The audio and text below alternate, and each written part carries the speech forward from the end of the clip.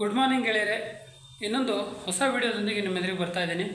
ಇವತ್ತು ನಾವು ಕಾವೇರಿ ನದಿ ತೀರದ ಕಡೆಗೆ ಹೋಗ್ತಾ ಇದ್ದೀವಿ, ಕಾವೇರಿ ಕೊಳ್ಳದ ಕಡೆಗೆ ಹೋಗ್ತಾ ಇದ್ದೀವಿ. ಹಾಗೆ ಕಾವೇರಿ ನದಿಯ ಹೆಸರಾಂತ ಜಲಪಾತ ಆಗಿರ್ತಕ್ಕಂಥ ಗಗನಚುಕ್ಕಿ ಹಾಗೂ ಬರಚುಕ್ಕಿಯನ್ನು ನೋಡ್ಕೊಂಡು ಬರೋಣ ಅಂತ ಹೋಗ್ತಾ ಇದ್ದೀವಿ. ಗಗನಚುಕ್ಕಿ ಜಲಪಾತ ಹಾಗೂ ಬರಚುಕ್ಕಿ ಜಲಪಾತ, ಬ್ಲಫು, ಶಿವನ ಸಮುದ್ರ ಇತ್ಯಾದಿಗಳೆಲ್ಲ ಯಾವ ರೀತಿ ಇದೆ ಅನ್ನೋದನ್ನ ನಿಮಗೆ ನಾನು ತೋರಿಸ್ತೀನಿ. ಕಾವೇರಿ ನದಿಯ ತೀರದಲ್ಲಿರುವಂತಹ ಈ ಜಲಪಾತವನ್ನು ನೋಡ್ಕೊಂಡು ಬರೋಣ. ಈ ವಿಡಿಯೋದಲ್ಲಿ ನಿಮಗೆ ಭಾಳಷ್ಟು ಆಸಕ್ತಿಕರ ಸಂಗತಿಗಳು ಬರಲಿಕ್ಕಿದೆ. ಹಾಗೆ ಈ ವಿಡಿಯೋ ಸಂಪೂರ್ಣವಾಗಿ ನೋಡಿ, ಲೈಕ್ ಕೊಡಿ, ನಿಮ್ಮ ಗೆಳೆಯರ ಜೊತೆಗೆ ಹಂಚ್ಕೊಳ್ಳಿ. ಹಾಗೆ ಸಬ್ಸ್ಕ್ರೈಬ್ ಮಾಡೋಕ್ಕೆ ಮರಿಬೇಡಿ.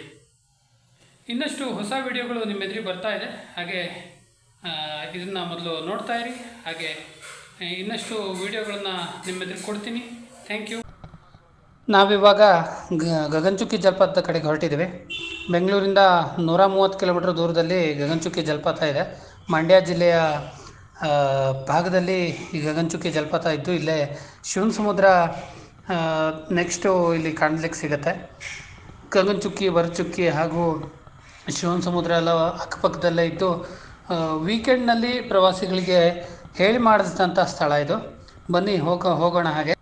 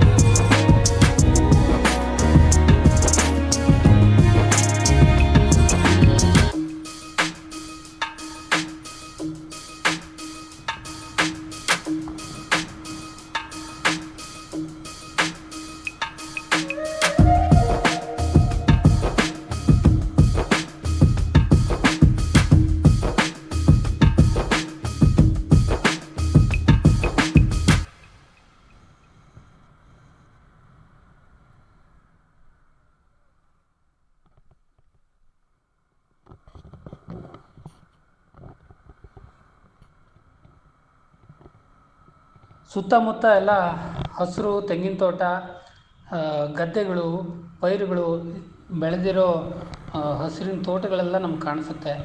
ಬೆಂಗಳೂರಿನಲ್ಲಿರೋ ಕಾಂಕ್ರೀಟ್ ಕಾಡಿನ ನಡುವೆ ಓಡಾಡಿದವರಿಗೆ ಇಂತಹ ಹಸಿರಿಗೆ ಬಂದರೆ ಸಾಕು, ಮೈ ಮನಸ್ಸುಗಳು ಆಹ್ಲಾದದಿಂದ ತುಂಬಿ ತುಳುಕುತ್ತೆ.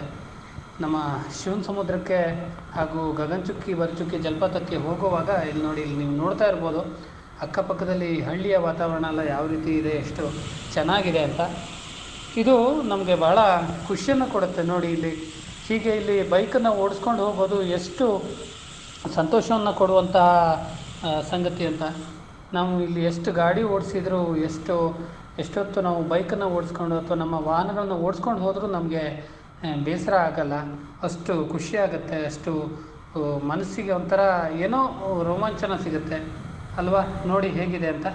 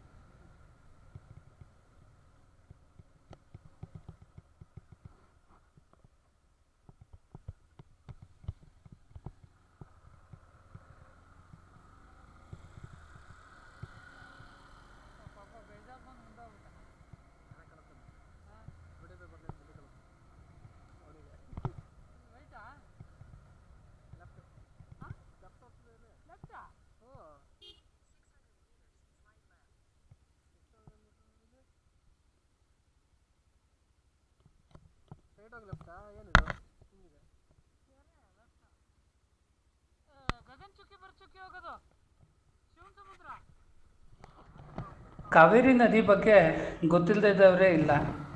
ನಮಗೆ ಎಲ್ರಿಗೂ ಗೊತ್ತು, ತಲಕಾವೇರಿಯಲ್ಲಿ ಹುಟ್ಟುವಂತಹ ಕಾವೇರಿ ನದಿ ನಮ್ಮ ಕರ್ನಾಟಕದ ಮಂಡ್ಯ, ಮೈಸೂರು, ಶ್ರೀರಂಗಪಟ್ಟಣ ಹೀಗೆ ವಿವಿಧ ಪ್ರದೇಶಗಳಿಗೆ ಇಲ್ಲಿನ ರೈತರ ಜೀವನದಿ ಅಂತಲೇ ಹೆಸರುವಾಸಿ. ಈ ನದಿಯ ನೀರನ್ನು ನಂಬಿಕೊಂಡು ಇಲ್ಲಿನ ರೈತರು ವಿವಿಧ ಬೆಳೆಗಳನ್ನು ಬೆಳೀತಾರೆ. ಹಾಗೆ ಇಲ್ಲಿ ನಿಮಗೆ ಕೃಷ್ಣರಾಜ ಸಾಗರ ಇರ್ಬೋದು ಅಥವಾ ಬೇರೆ ಬೇರೆ ಅಣೆಕಟ್ಟೆಯ ಮೂಲಕ ನೀರಾವರಿ ವ್ಯವಸ್ಥೆಯನ್ನು ಕೂಡ ಕೈಗೊಳ್ಳಲಾಗತ್ತೆ. ಅದೇ ರೀತಿ ಶಿವನ ಸಮುದ್ರಕ್ಕೆ ಬಂದರೆ ಇಲ್ಲಿ ಈ ವಿದ್ಯುದಾಗಾರ ಕೂಡ ಇದೆ. 1900ರ ಆಜುಬಾಜಲ್ಲಿ 1902, 4 ಅಂತಲೇ ಇರಬೇಕು. ಆ ಸಂದರ್ಭದಲ್ಲಿ ವಿಶ್ವೇಶ್ವರಯ್ಯ ಅವರು ಇಲ್ಲಿ ವಿದ್ಯುದಾಗಾರವನ್ನು ನಿರ್ಮಾಣ ಮಾಡ್ತಾರೆ. ಇದು ಏಷ್ಯಾದ ಮೊಟ್ಟ ಮೊದಲ ವಿದ್ಯುತ್ ಶಕ್ತಿ ಕೇಂದ್ರ ಅಂತ ಕೂಡ ಹೆಸರುವಾಸಿ ಆಗುತ್ತೆ. ನಾವು ಅಲ್ಲಿಗೆ ಹೋಗ್ತಾ ಇದ್ದೀವಿ ಇವಾಗ. ಆ ಕಾಲದಲ್ಲಿ ಇದು ಅತ್ಯಂತ ದೊಡ್ಡ ವಿದ್ಯುದಾಗಾರ ಅಂತ ಹೆಸರುವಾಸಿಯಾಗಿತ್ತಂತೆ.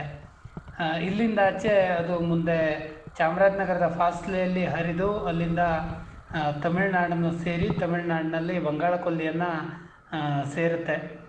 ಕರ್ನಾಟಕ ಹಾಗೂ ತಮಿಳುನಾಡಿಗರ ಪಾಲಿಗೆ ಕಾವೇರಿ ಅನ್ನೋದು ಜೀವನದಿ, ಜೀವ ಕೊಡುವಂಥ ನದಿ. ಅಂತಹ ನದಿಯ ಜಲಪಾತವನ್ನು ನೋಡೋಕ್ಕೆ ನಾವಿವಾಗ ಹೋಗ್ತಾ ಇದ್ದೇವೆ.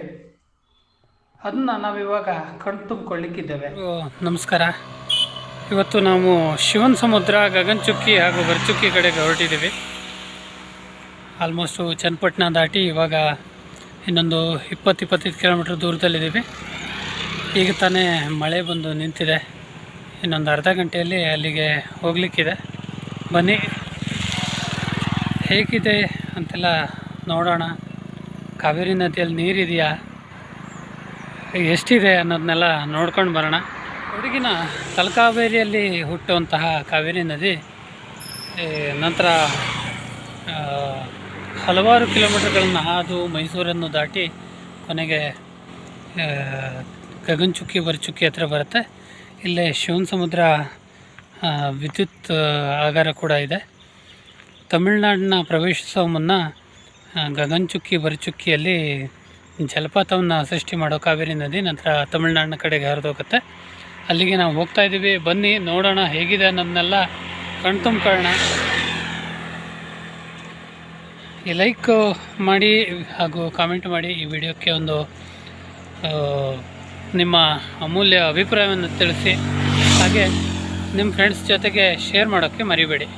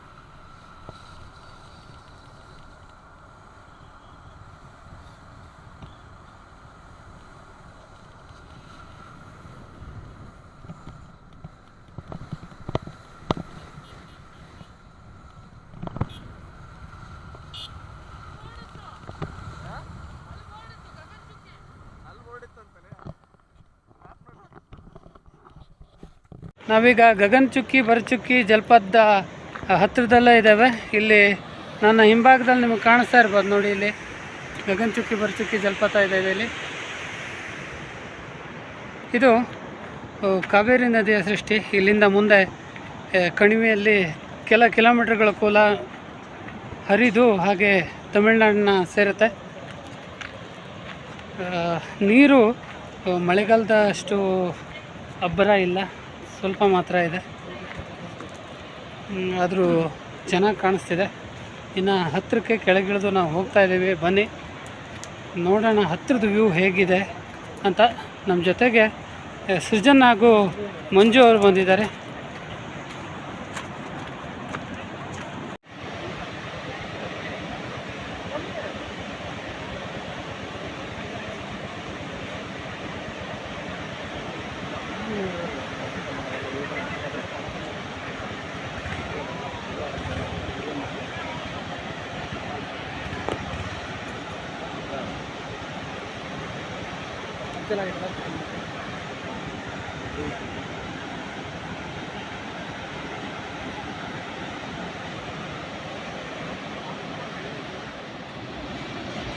ಏನು ಶೂಟಿಂಗ್ ಆಗಿತ್ತು?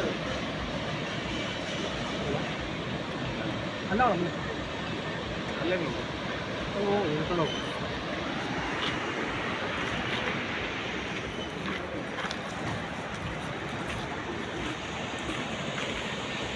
ಇದೇ ನೋಡಿ ಹೆಸರಂತ ಗಗನಚುಕ್ಕಿ ಹಾಗೂ ಭರಚುಕ್ಕಿ ಜಲಪಾತ. ನೋಡಿ ಅಲ್ಲಿ ನಿಮ್ಗೆ ಕಾಣಿಸ್ತಾ ಇದೆ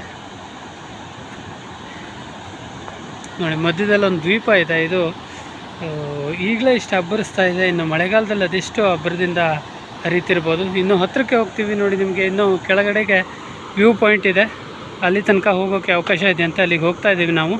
ಬನ್ನಿ.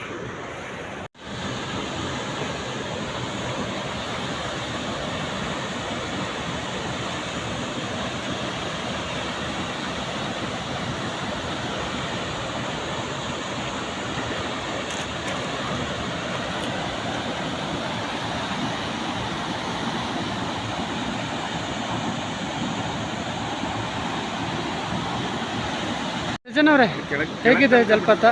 ಚೆನ್ನಾಗಿದೆ, ನೀರು ಸ್ವಲ್ಪ ಕಡಿಮೆ ಇದೆ, ಸ್ವಲ್ಪ ಜಾಸ್ತಿ ಇದ್ರೆ ಚೆನ್ನಾಗಿರೋದು. ನೀವು ಮುಂಚೆ ಬಂದಿದ್ರೆ ಇಲ್ಲಿ? ಮುಂಚೆ ಫುಲ್ ನೀರಿದ್ದಾಗ ಬಂದಿದ್ದೆ, ಅದಾದ್ಮೇಲೆ ಬಂದಿಲ್ಲ. ಓಕೆ. ಮಂಜು ಅವರೇ, ಹೇಗಿದೆ ಫಾಲ್ಸು? ನಾನು ಫಸ್ಟ್ ಟೈಮ್ ಬಂದಿರೋದು, ಮಸ್ತ್ ಆಗಿದೆ. ಆ್ಯಕ್ಚುಲಿ ನೀರು ಅಷ್ಟು ಕಾಣಿಸ್ತಾ ಇಲ್ಲ ಈಗ. ನಮ್ಮ ಉತ್ತರ ಕನ್ನಡದವರಿಗೆಲ್ಲ ಸಪ್ಪೆ ಅನಿಸುತ್ತೆ. ನಾವು ಎಂತೆಂಥ ನೀರು ನೋಡ್ತಾರೆ.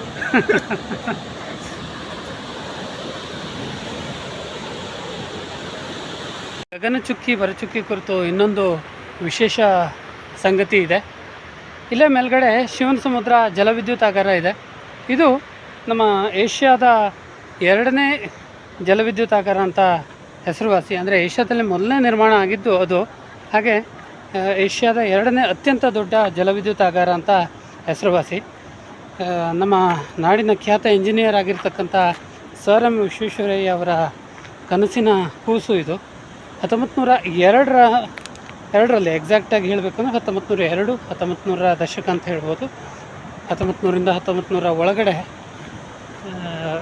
ಈ ಶಿವನ ಸಮುದ್ರ ನಿರ್ಮಾಣ ಆಗುತ್ತೆ. ಆನಂತರ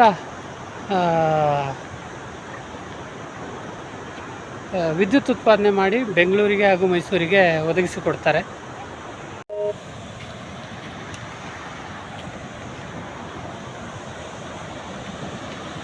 ಈಗ ನಾವು ಜಲಪಾತದ ಸನಿಹಕ್ಕೆ ಬಂದಿದ್ದೀವಿ.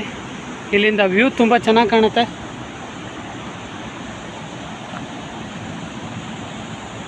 ಜಲಪಾತದ ಸದ್ದಿನ ಎದುರು ನಾವು ಮಾತಾಡಿದ್ದೆಲ್ಲ ಭಾಳ ಚಿಕ್ಕದಾಗಿ ಕೇಳಿಸ್ತಾ ಇದೆ ನೋಡಿ.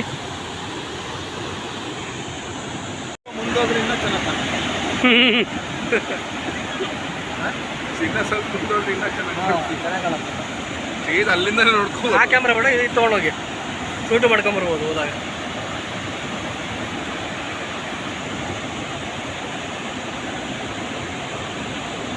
ಇನ್ನು ಮುಂದೆ ಅಂದರೆ ಅಲ್ಲೇ ಅಲ್ಲ, ಕೆಳಗಡೆಗೆ ಅಲ್ಲಿ ಕೆಳಗಡೆಯಿಂದ ಶಾರ್ಟ್ ತೆಗಿಬೋದು. ಝೂಮ್ ಇಲ್ಲ, ನಾನು ಇನ್ನೂ ಮಾಡಿಲ್ಲ ಅದರಲ್ಲಿ. ನೋಡಿ, ಇದು ಕಾವೇರಿ ಕೊಳ್ಳ. ಇದು ನಿಮಗೆ ಕೊಡಗಿನ ತಲಕಾವೇರಿಯಲ್ಲಿ ಹುಟ್ಟೋ ಕಾವೇರಿ ನದಿ ತಮಿಳುನಾಡಿಗೆ ಹೋಗಿ ಅಲ್ಲಿನ ಶ್ರೀರಂಗಂನಲ್ಲಿ ಸಮುದ್ರವನ್ನು ಸೇರುತ್ತೆ. ಅದಕ್ಕೂ ಮೊದಲು ಇಲ್ಲಿ ಗಗನಚುಕ್ಕಿ ಬರಚುಕ್ಕಿ ಅನ್ನೋ ಜಲಪಾತವನ್ನಾಗಿ ಧುಮ್ಮಿಕ್ಕಿ ಇಲ್ಲಿ ಕಾವೇರಿ ಕೊಳ್ಳವನ್ನು ಸೃಷ್ಟಿ ಮಾಡಿದೆ. ನೋಡಿ, ಇಲ್ಲಿ ಮಧ್ಯದಲ್ಲಿ ಕಾಣಿಸ್ತಾ ಇರೋ ಪ್ರದೇಶ ಇದು ದ್ವೀಪ. ಇದು ಇಲ್ಲಿ ಆ ಕಡೆಯಿಂದ ಒಂದು ಭಾಗ, ಈ ಕಡೆಯಿಂದ ಒಂದು ಭಾಗ, ಎರಡು ಭಾಗ ಹರಿದು ಬರ್ತಾ ಇದೆ. ನೋಡಿ, ಇದು ಗಗನಚುಕ್ಕಿ ಬರಚುಕ್ಕಿ ಪ್ರದೇಶ, ಶಿಂಷಾ ಅಂತೇನು ಹೇಳ್ತಾರಲ್ಲ ಅದೇ ಜಾಗ ಇದು. ನೋಡಿ, ಇಲ್ಲೊಂದು ಭಾಗ ಇದೆ. ನೋಡಿ, ಜೂಮ್ ಮಾಡ್ತಾ ಇದೆ, ನಿಮಗೆ ಕಾಣಿಸ್ಬೋದು. ಇಲ್ಲೊಂದು ಭಾಗ ಇದೆ. ಅದೇ ರೀತಿ ಇದು ಸ್ವಲ್ಪ ದೊಡ್ಡ ಭಾಗ. ಇದು ಮಳೆಗಾಲದಲ್ಲಿ ಇಲ್ಲಿ ಪೂರ್ತಿ ನೀರು ತುಂಬಿಕೊಳ್ಳುತ್ತೆ. ಇವಾಗ ನೀರು ತುಂಬ ಕಡಿಮೆ ಇದೆ. ಇನ್ನೂ ಕಡಿಮೆ ಇರ್ತಿತ್ತು. ನಮ್ಮ ರಾಜ್ಯ ಸರ್ಕಾರದ ದಯೆ, ಅವರು ತಮಿಳ್ನಾಡಿಗೆ ನೀರು ಬಿಡ್ತಾ ಇದ್ದಾರಲ್ಲ, ಅದಕ್ಕಾಗಿ ಇಷ್ಟಾದರೂ ನೀರಿದೆ ಅಂತ ಹೇಳ್ಬೋದು.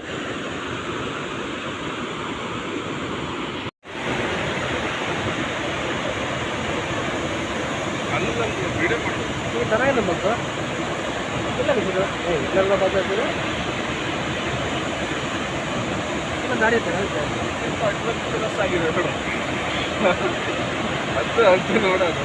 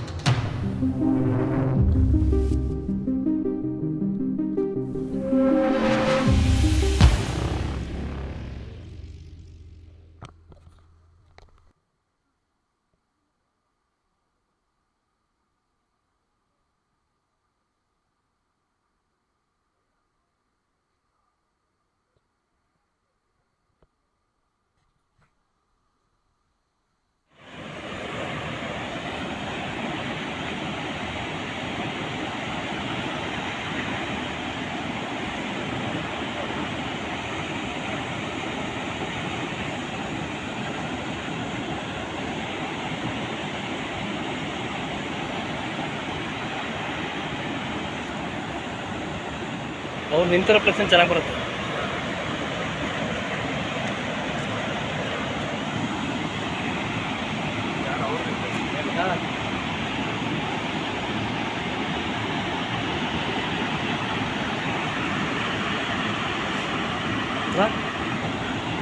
ಅವ್ರು ನಿಂತಿರೋ ಪ್ಲೇಸ್ ಚೆನ್ನಾಗಿದೆ, ಎಲ್ಲ ಕಾಣುತ್ತೆ ಕರೆಕ್ಟಾಗಿ.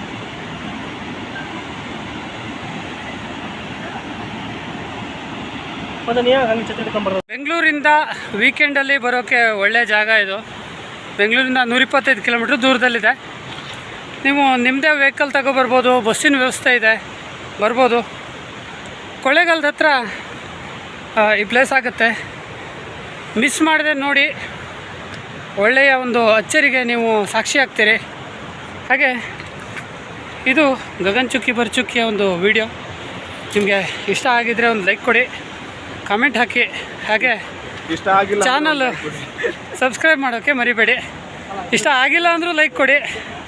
ಹಾಗೆ ನಿಮ್ಮ ಸಪೋರ್ಟ್ ಯಾವಾಗಲೂ ಇದೇ ರೀತಿ ಇರಲಿ.